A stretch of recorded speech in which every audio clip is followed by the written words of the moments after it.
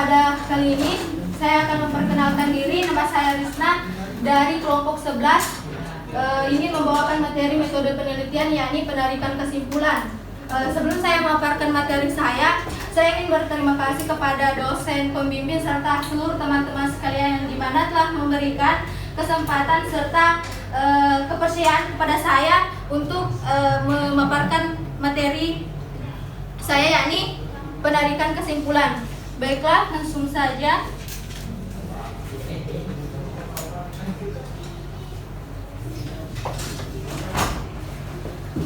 Pengertian kesimpulan atau definisi kesimpulan. Kesimpulan adalah suatu proporsi atau kalimat yang disampaikan yang diambil dari beberapa premis atau ide pemikiran dengan aturan-aturan inferensi yang berlaku, dan kesimpulan merupakan sebuah gagasan yang tercapai pada akhir pembicaraan. Ini menurut Wikipedia Bahasa Indonesia tahun 2011.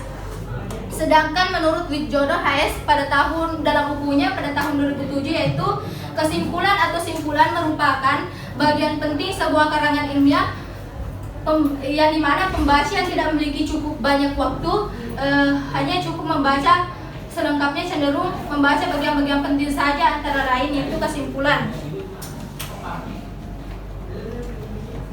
Selanjutnya, perbedaan kesimpulan dengan rangkuman atau ringkasan. Kesimpulan merupakan sebuah gagasan yang tercapai pada akhir pembicaraan. Dengan kata lain, kesimpulan adalah hasil dari suatu pembicaraan.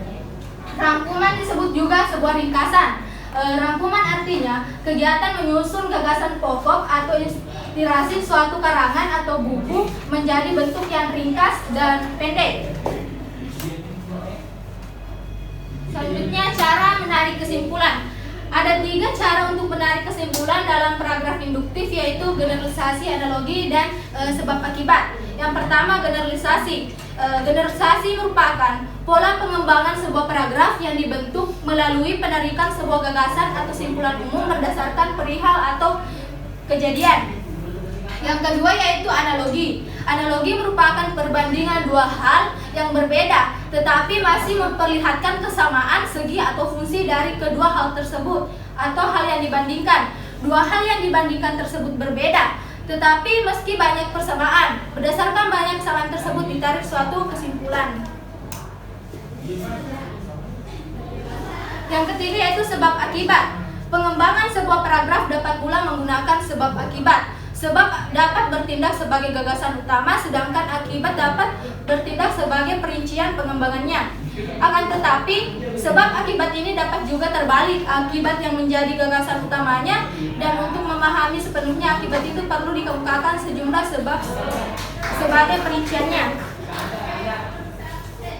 Kemudian syarat-syarat dalam menarik kesimpulan.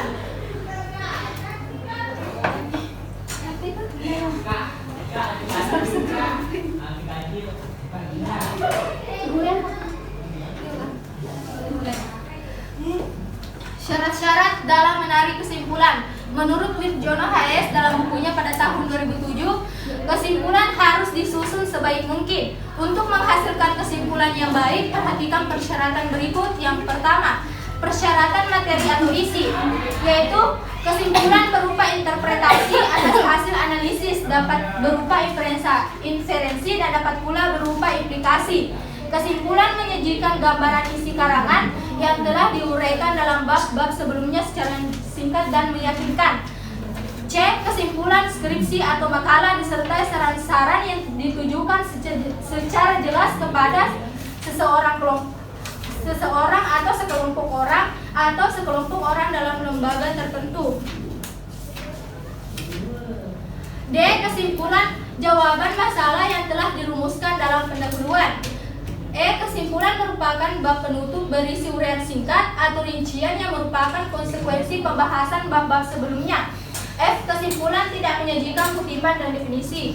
G. Kesimpulan tidak menyajikan hal-hal yang tidak diuraikan sebelumnya. Yang kedua yaitu persyaratan bahasa. Secara umum, persyaratan ejaan, pilihan kata, kalimat, dan paragraf serupa dengan persyaratan bahasa pada naskah utama. Perbedaan terdapat pada pilihan kata, terutama kata-kata transisi yang cenderung menunjukkan hubungan penegas. Misalnya dengan demikian, jadi dapat disimpulkan bahwa fakta menunjukkan adanya kecenderungan hubungan yang menyatakan hasil atau akibat, misalnya jadi hasilnya akibatnya. Kemudian syarat yang ketiga yaitu penyajian. Kesimpulan dapat disajikan dalam bentuk paragraf semacam esai dan dapat pula berupa butir-butir rincian. Jika rumusan masalah dalam pendahuluan ada 2 butir, kesimpulan sekurang-kurangnya juga terdapat 2 butir. Dalam skripsi, judul kesimpulan diawali dengan bab menjadi bab kesimpulan, ditulis dengan huruf kapital seluruhnya, dan dalam makalah judul tanpa bab langsung saja kita tulis kesimpulan. Menurut Ayu Dewi Humero, hal-hal yang harus diperhatikan dan diingat sebelum membuat kesimpulan. Ada beberapa hal yang perlu diperhatikan dan diingat sebelum membuat kesimpulan makalah atau karya tulis ilmiah, yaitu yang pertama, isi dalam kesimpulan harus berupa analisis dari kajian pustaka dan juga interpretasi dari tema yang mana bentuknya dapat berupa implikasi dan dapat juga berupa inferensi. Kemudian yang kedua yaitu isi dalam kesimpulan sebaiknya mengandung saran-saran yang ditujukan kepada pembaca.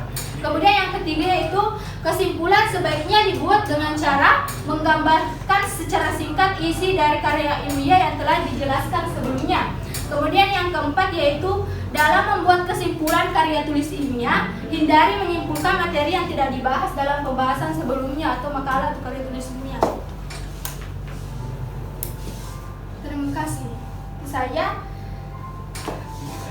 Ya, beri aplaus.